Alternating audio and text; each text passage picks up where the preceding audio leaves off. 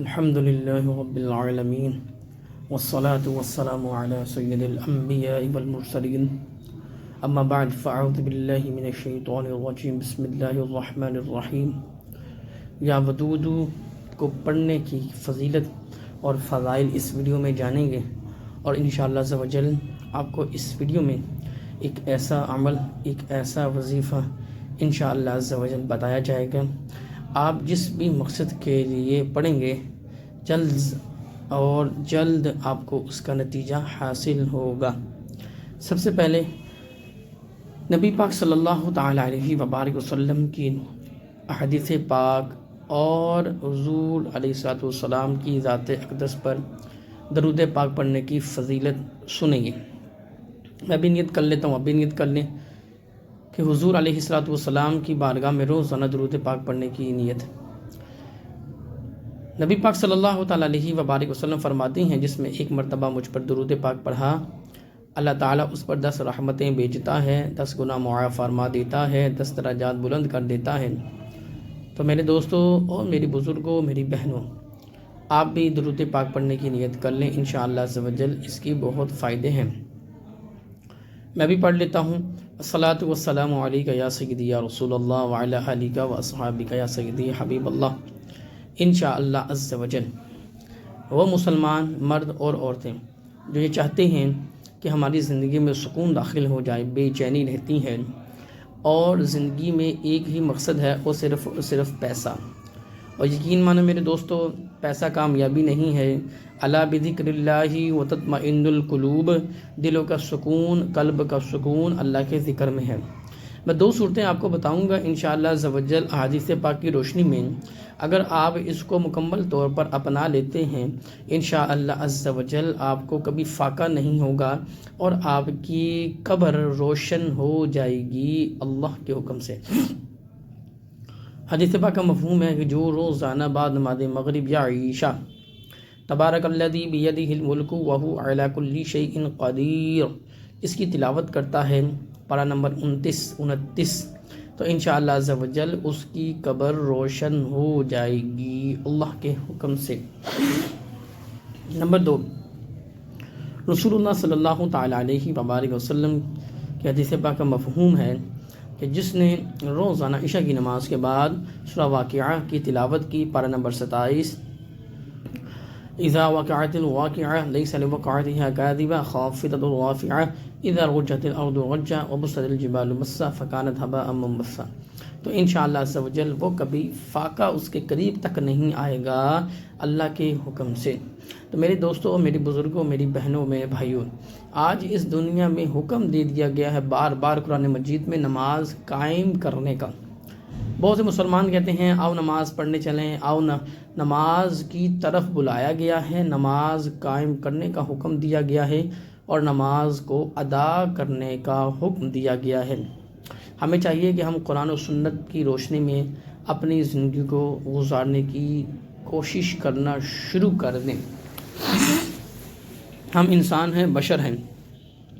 اللہ تعالیٰ نے انسانوں اور جنات کو اپنی عبادت کے لیے پیدا کیا۔ میرے مسلمان بھائیوں اور میری بہنوں، ان قریب ایک دن وہ آئے گا جب ہماری ایک لمحے میں ہماری سانس ختم ہو جائے گی اللہ کے حکم سے، اور ہمیں دنیا سے لوٹا دیا جائے گا۔ قرآن مجید میں فرمایا گیا کہ جو جسم، جو روح دنیا میں ایک مرتبہ آ گئی، وہ دوبارہ قیامت تک نہیں آئے گی، نہ ہی وہ آ سکتی ہے صرف اللہ کے حکم سے۔ تو میرے دوستوں، ہم نے جب بھی مانگنا ہے اللہ تعالیٰ سے ہی مانگنا ہے، سجدہ کرنا ہے تو اللہ تعالیٰ کو ہی کرنا ہے، وہ رازق ہے، وہ خالق ہے۔ قرآن مجید میں ارشاد ہوا ان اللہ علی کل شیء قدیر، وہ ہر شے، ہر چیز پر قادر ہے۔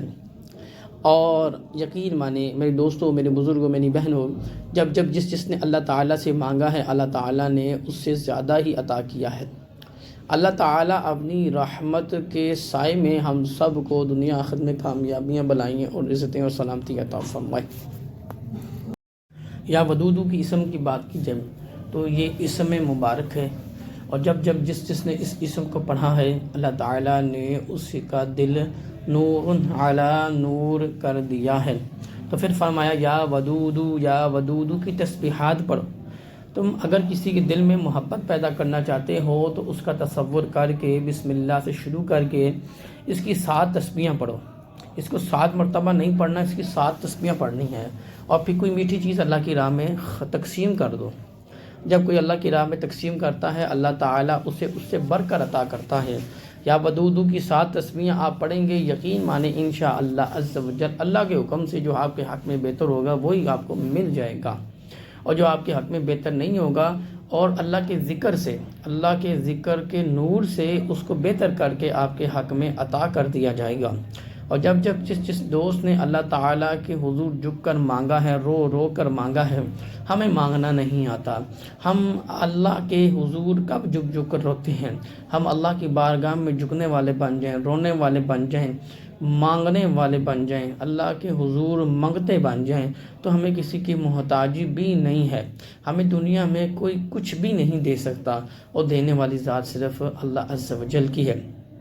اور ہمارے آخری نبی حضرت محمد مصطفیٰ صلی اللہ تعالی علیہ وبارک وسلم، آپ نے جو تعلیمات ہم تک پہنچائی ہیں، اور اس کے بعد ہمارا کام ہے اس پر عمل کرنا، غور و فکر کرنا، اور یقین مانیں میرے دوستو، ہم عمل کرنے والے بن جائیں، غور و فکر کرنے والے بن جائیں، ہماری زندگی آسان ہو جائے گی۔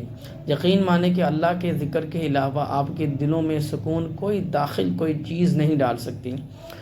میوزک حرام ہے، تو اللہ تعالی ہمیں ہر ناجائز اور حرام کام سے دور ہی رکھے۔